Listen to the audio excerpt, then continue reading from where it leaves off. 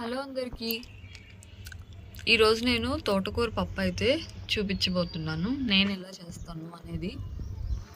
So first అయితే కందిపప్పు పెసరపప్పు నానబెట్టి పెట్టేసుకున్నాను, సో దట్ మీకు ఫాస్ట్గా కుక్ అయిపోతుందని. ఇప్పుడు తోటకూర వేసేస్తున్నాను. నీట్గా వాష్ చేసుకొని అయితే వేసుకోవాలన్నమాట.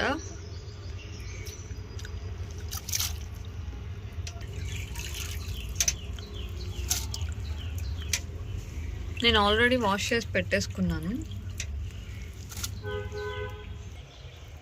సో ఇప్పుడు ఇక్కడ నేను తోటకూర వేసేసుకున్నాక పచ్చిమిర్చి టమాటా రెండు కట్ చేసుకుని వేసుకున్నాను. ఇప్పుడు ఆనియన్ కూడా వేసేస్తాను. ఇప్పుడు పసుపు వేసేస్తున్నాను.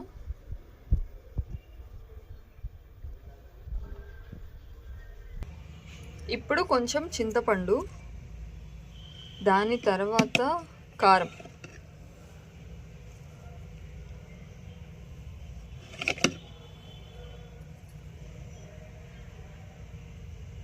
సరిపోతుందని అనుకుంటున్నాను. చాలకపోతే మళ్ళీ తర్వాత తాలింపు వేసుకుంటాం కదా, అప్పుడు వేసేసుకోవచ్చు. ఇప్పుడు నేను ఈ కుక్కర్ పెట్టేస్తున్నాను. మొత్తం పెట్టేసుకున్నాను.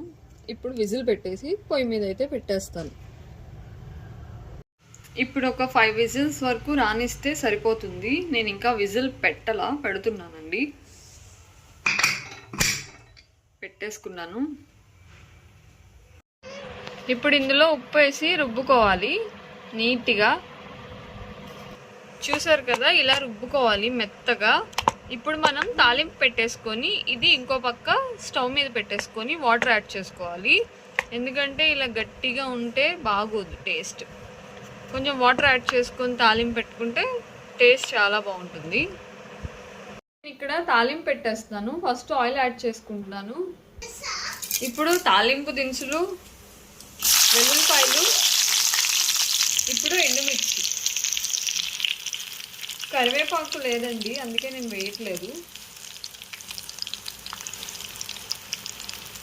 ఎండుమిర్చి పప్పులో నంచుకొని తింటే టేస్ట్ చాలా బాగుంటుంది కదా. సో ఎన్ని కావాలంటే అన్నీ ఎక్కువ వేసుకోండి. ఆనియన్ వచ్చేసి నేను కుక్కర్లోనే వేసేసాను కదా, అందుకే ఇక్కడ వేయట్లేదు. ఓకేనా?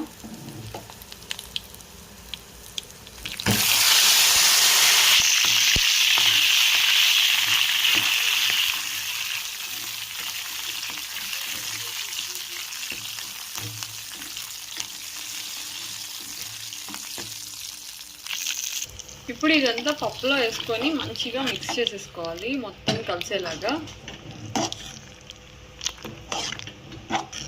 కాసేపు ఉడికితే సరిపోతుంది. చూసారు కదా, ఇంక ఇక్కడ పప్పు అయితే రెడీ అయిపోయింది. పప్పు కాదు, తోటకూర పప్పు. వీడియో నచ్చితే లైక్ చేసి సబ్స్క్రైబ్ చేసుకోండి. బాయ్.